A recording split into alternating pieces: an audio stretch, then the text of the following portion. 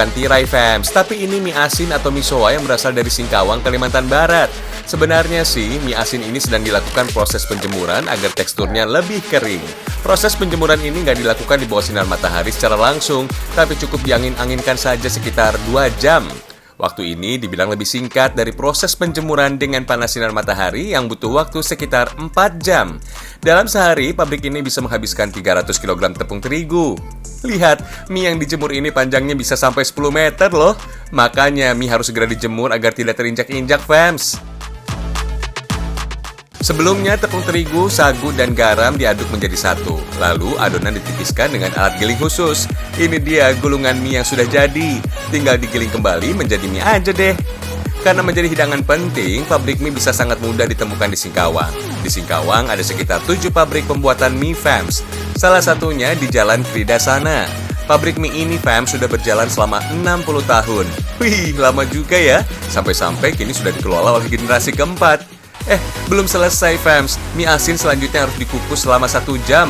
Setelah dimasak, mie harus diurai supaya nggak kusut dan putus. Lalu jemur kembali dan tinggal dikemas deh.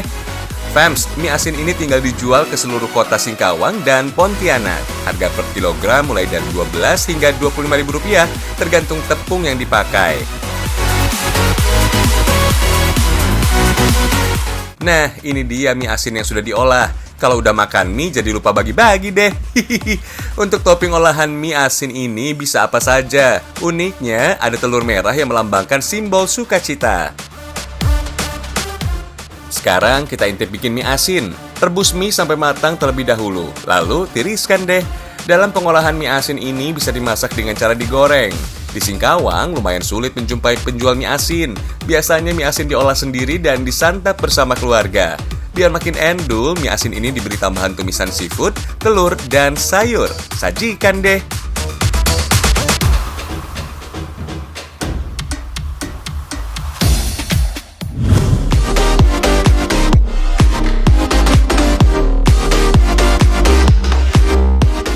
Kita lagi di Pontianak, fams. Kita kasih referensi 3 tempat makan mie ya. Kenalin, ini namanya sop mie asin. Judulnya aja sop mie, ya pasti berkuah tampilannya. Biar makin nendang, disantap pas lagi hangat-hangat. Misoa yang super tipis emang endul marendul. Apalagi ditemani sama kuah sup atau kaldu yang super gurih. Beda sama soun dan bihun, misoa ini berwarna putih pekat. Ukurannya tipis-tipis dan teksturnya halus, fams. Jenis mie yang satu ini punya makna mendalam di mata masyarakat. Nggak heran, mie asin ini selalu ada dalam setiap perayaan. Misalnya, ulang tahun, tahun baru, sampai Imlek. Mie asin memiliki simbol panjang umur dan rezeki yang tak putus. Uniknya, pas makan kuliner Melayu ini dilarang memotong mie-nya, fams, alias nggak boleh putus. Jadi, makan misoa dari ujung sampai akhir, baru dikunyah. Fams, misoa ini dibawa langsung sama warga etnis Tionghoa menuju Indonesia. Salah satu kota yang jadi sasaran penyebarannya adalah Singkawang dan tembus ke Pontianak. Cara bikinnya simple, misoa yang sudah direbus tinggal diguyur pakai kuah kaldu. Mantul! Jangan lupa beri taburan teri kacang di atas mie.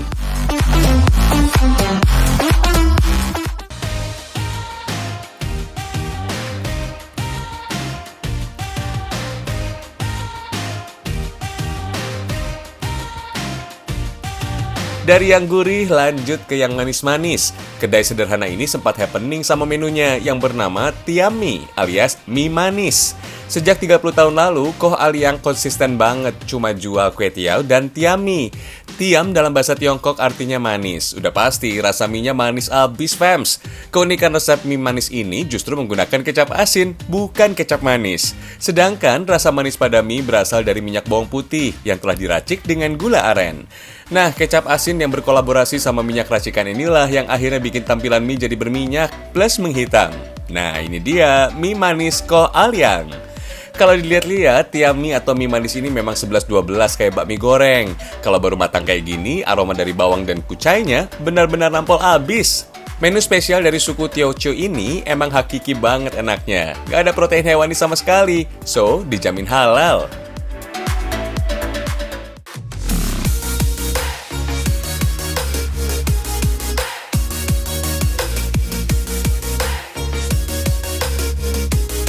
Lanjut, rekomendasi mie enak di Pontianak di Jalan Cokro Aminoto. Kalau di sini spesial banget sama kue tiaunya. Unik pula cara masaknya, pakai arang. Kedai ini jadi satu-satunya di Pontianak yang masak kue tiaw pakai arang. Oh iya, arang yang dipakai masak ini memang sukses munculin aroma sedap pada kue tiaw. Makannya dijamin jadi lahap, fams. Selain kue tiaw rebus dan basah, yang laku adalah kue tiaw goreng ini. Penyajiannya juga otentik banget. Beralaskan daun simpur yang khas banget dalam tradisi kuliner Pontianak. Daun simpur dikenal memiliki aroma yang harum. Kue tiaw yang disajikan bisa makin harum aromanya. Dinamain kue tiaw karena mie yang satu ini terbuat dari tepung beras. Gak bakal rugi deh makan kue tiaw di sini. Aneka toppingnya itu loh, rame banget. Ada daging sapi, bakso, aneka sayuran sampai tahu.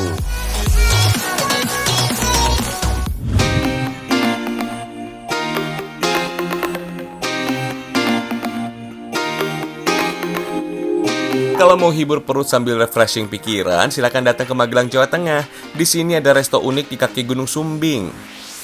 Nikmatin sendiri deh serunya kulineran sambil bermain air di tengah sungai. Suasana alamnya sejuk, mau foto-foto juga bisa. Asyik lah. Objek wisata kuliner ini namanya Resto Kaliwot. Berada di Desa Sambak, Kecamatan Kajoran. Jaraknya lumayan sih, 45 menit berkendara dari kota Magelang atau Candi Borobudur.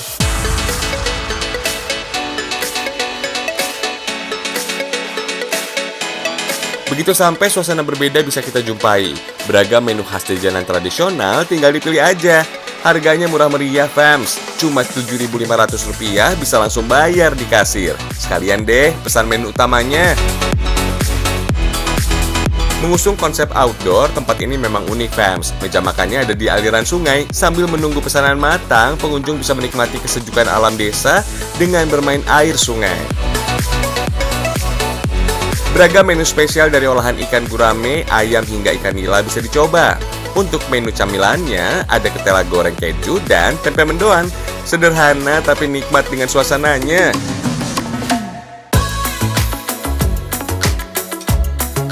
Oh iya, sebelum ke lokasi meja makan, pengunjung disarankan untuk melepas alas kaki.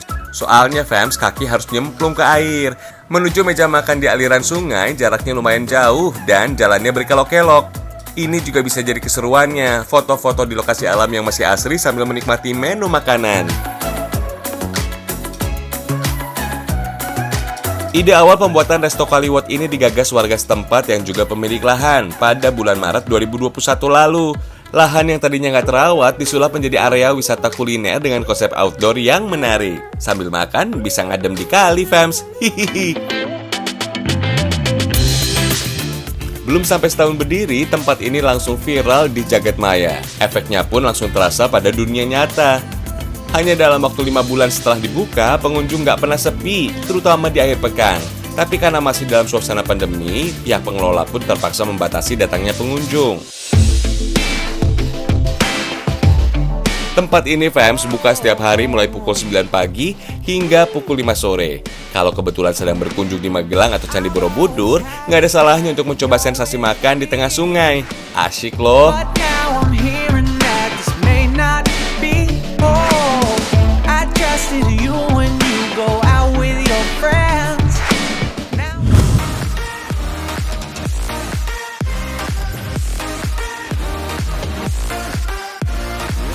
Bagi sebagian masyarakat Indonesia, makan tanpa sambal seperti makan sayur tanpa garam. Kebayang dong, fams, nikmatnya sambal disertai dengan belut goreng ini? Cocok deh disantap oleh kalian para pecinta pedas. Meski tampilannya bisa dibilang sederhana, soal rasa jangan ditanya, fams. Enak banget. Tambahan sambal ini bisa membuat makan semakin lahap. Hihihi. Selain itu, belut juga mempunyai banyak manfaat yang baik untuk tubuh. Kandungan mineral dan proteinnya baik untuk kesehatan jantung, kekebalan tubuh, dan kecerdasan otak. Cara bikin belut cobek ini nggak ribet kok, ada belut yang sudah dibersihkan. Untuk bumbunya, ada asam jawa, jahe, bawang putih, dan bawang merah. Pertama kita bikin yang spesial dulu, ini loh, sambal. Geprek bumbu yang sudah dibersihkan, lalu sangrai deh.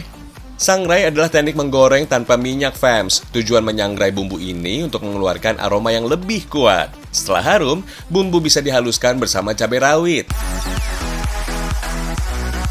Oh iya, tingkat kepedasan cabai di dunia ternyata berbeda-beda, fams. Hal ini sudah diuji oleh apoteker asal Amerika bernama Wilbur Lincoln Scoville.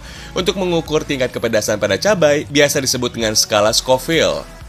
Fams, kalian yang suka sambal dengan tekstur agak basah bisa ditambahkan air sedikit. Beri juga jeruk nipis agar cita rasa sambal lebih segar. Lanjut, kita masak belut, fams. Agar teksturnya crispy, goreng belut dalam minyak panas. Kalau sudah renyah, angkat dan campur bersama sambal tadi. Aduk sampai rata deh. Aduh, bikin lapar aja deh.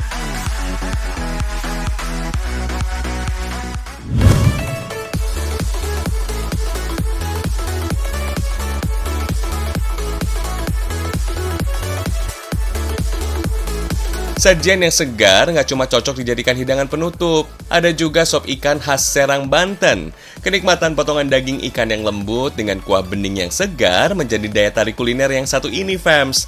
Daging ikan gurame terkenal gurih dan tebal. Nggak heran, gurame menjadi panganan primadona ya, fams. Di dalam sop ikan ini juga terdapat ranjau cabai. Sekali gigit, bisa bikin keringetan. Ada juga daun bawang dan tomat hijau. Nah, bumbu yang dibutuhkan sudah siap nih. Ada bawang putih, bawang merah, jahe, lengkuas, dan bumbu rempah.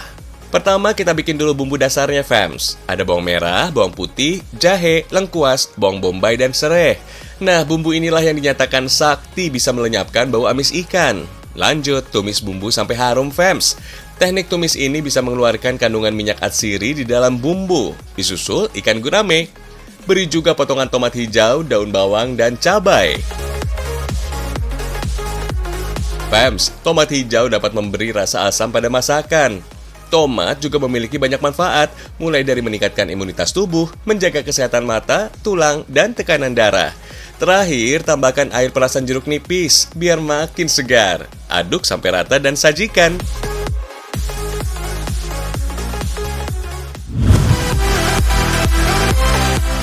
Kudapan ini nggak kalah cantik. Ini dia bakpao berbentuk buket bunga. Buat yang lagi kasmaran, banyak yang bilang say it with flower. Tapi coba deh kasih buket bakpao. Dijamin nggak cuma bikin hati senang, tapi juga bikin perut jadi kenyang. Hihihi. Untuk membuat bakpao cantik ini cukup mudah, fams. Pertama campurkan ragi, gula, tepung terigu, dan telur. Aduk hingga adonan kalis. Jangan lupa tambahkan minyak sayur. Setelah jadi adonan, diamkan sebentar sampai mengembang. Biar makin kece, tambahkan pewarna makanan. Karena kali ini kita mau buat bunga mawar, kasih pewarna yang merah cerah seperti ini. Sip, lanjutkan bentuk adonan. Biar nggak lengket, taburkan tepung terigu, pipihkan dan isi dengan isian kacang hijau. Baru deh bentuk menjadi bunga mawar. Untuk daunnya, bikin dari adonan warna hijau. Lalu gabungkan dengan bagian bunga. Mesti teliti dan detail ya, biar hasilnya maksimal.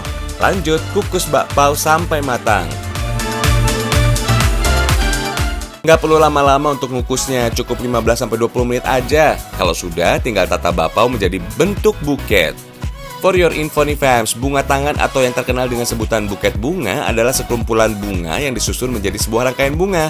Biasanya buket bunga ini digunakan di acara pernikahan, momen perayaan, atau ucapan selamat kegembiraan. Menurut sejarahnya, kebiasaan membuat rangkaian bunga sudah ada sejak zaman Mesir kuno yang dibuktikan dengan peninggalan-peninggalan berupa vas bunga atau gambar simbol vas bunga.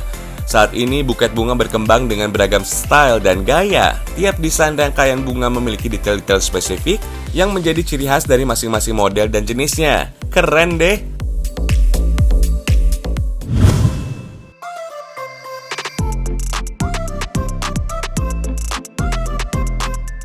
Fams, buat kalian yang suka ngemil, ada olahan kue kekinian nih. Lihat deh, bentuknya super gemoy banget. Kudapan ini namanya nastar karakter.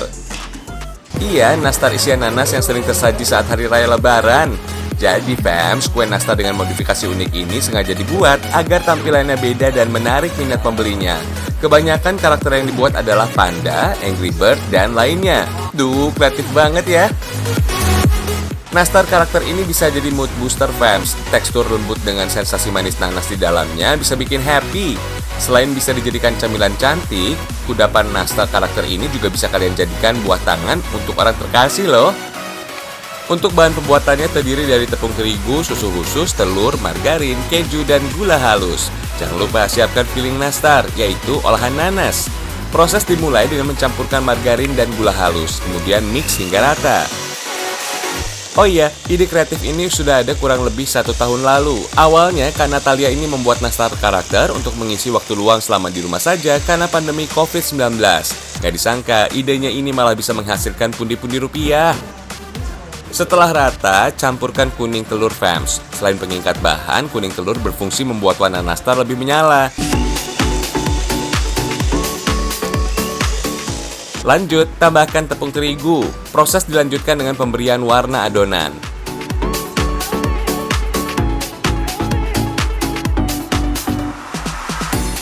Adonan nastar sudah siap dibentuk. Agar ukurannya sama, adonan ditimbang beratnya sekitar 15 gram. Lalu proses pembentukan karakter. Proses ini butuh kesabaran tingkat dewa, fams.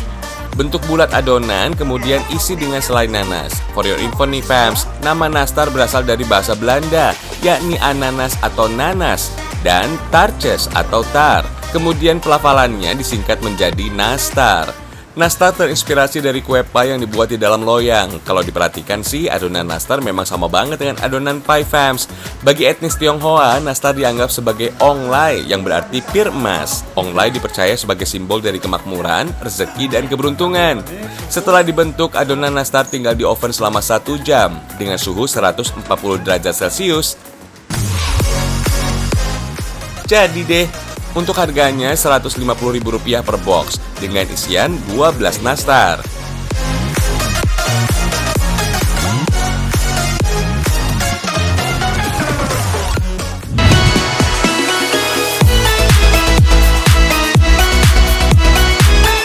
Kreativitas anak bangsa memang luar biasa. Banyak produk yang dihasilkan dengan tampilan nggak biasa. Salah satunya kerajinan kaleng hias ini nih. Cocok banget ya dijadikan koleksi atau hadiah buat orang tersayang di rumah.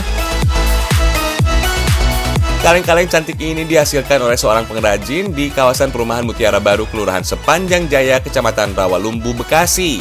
Nama kerajinan ini adalah kerajinan kaleng hias 3 dimensi yang menggabungkan 2 metode sekaligus, yaitu metode suspenso dan metode decoupage. Suspenso adalah teknik menghias media dengan gambar timbul layaknya 3 dimensi, sedangkan decoupage adalah teknik menghias media dengan tisu khusus yang diaplikasikan dengan sejumlah tahapan sampai terlihat menarik. Di kalangan pengrajin Indonesia, kedua metode ini cukup menarik perhatian. Soalnya banyak sekali produk yang dihasilkan dengan menggunakan suspenso dan decoupage. Oh iya fams, usaha kaleng hias ini sudah dimulai sejak tahun 2019 lalu. Dalam sebulan ada puluhan jenis kaleng hias yang dihasilkan. Ukurannya juga beragam, mulai dari yang besar, sedang, dan kecil. Meski terlihat mudah, ternyata menghias kaleng-kaleng ini membutuhkan skill yang cukup tinggi, fams. Pengrajin harus punya jiwa seni yang besar dalam membuat sudut demi sudut kaleng agar terlihat menarik. Daripada penasaran, kita belajar bareng menghias kaleng. Siapkan sejumlah alat dan bahan, mulai dari kaleng polos, tisu decoupage, pola suspenso, lem tembak, emboss atau alat tekan, lem kayu, dan kuas. Untuk mendapatkan bahan dasar decoupage dan suspenso, kalian cukup mengunjungi sejumlah toko yang menjual bahan-bahan kerajinan, fams. Siapkan kaleng yang akan dihias, fams, kemudian ambil tisu decoupage. Gunting decoupage mengikuti pola gambar yang ada. Olesi lem pada media, alasi dengan plastik, dan ratakan permukaan agar decoupage menempel dengan sempurna. Sejarah seni decoupage sebenarnya berasal dari Tiongkok, namun berkembang di Eropa, terutama Perancis. Istilah decoupage diberikan oleh masyarakat Perancis. Kerajinan ini kemudian mulai dikenal di Indonesia pada tahun 2000. Untuk menghasilkan decoupage yang maksimal, ada tips dan trik yang bisa kalian lakukan, fams. Pada permukaan decoupage yang sudah ditempel, ditambah dengan olesan lem kayu, fams. Lakukan berulang-ulang sampai warna decoupage benar-benar menyatu pada objek yang akan dihias. Agar tampilan kaleng hias makin paripurna, tambahkan dengan hiasan suspenso, fams. Ada yang unik dari membentuk suspenso ini. Misalnya, suspenso bunga ini yang bisa dibuat seperti kelopak bunga sungguhan. Potong suspenso mengikuti gambar yang kalian pilih. Setelah itu panaskan permukaan suspenso. Tekan dengan emboss hingga membentuk 3 dimensi. Bahan dasar suspeso ini dibuat dari plastik khusus fams. Saat dipanaskan, suspeso akan menjadi lentur dan mudah dibentuk. Pada dasarnya, teknik suspeso atau suspeso transparente ini nggak lepas dari keterampilan masyarakat Eropa dulu, fams. Suspeso nggak cuma menjadi hiasan benda keras saja, tapi kerap kali dijadikan sebagai tambahan ornamen busana. Tinggal diaplikasikan pada beberapa sudut kaleng saja. Gimana? Cuco ya, fams? Super duper cantik! Untuk bisa mengoleksi kerajinan kaleng hias ini, kalian cukup merogoh kocek mulai dari Rp75.000 sampai Rp150.000 aja kok, fams. Mantap!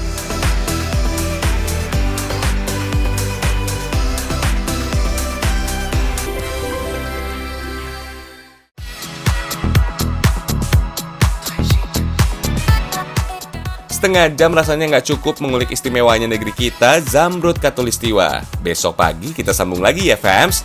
Ragam Indonesia istimewa.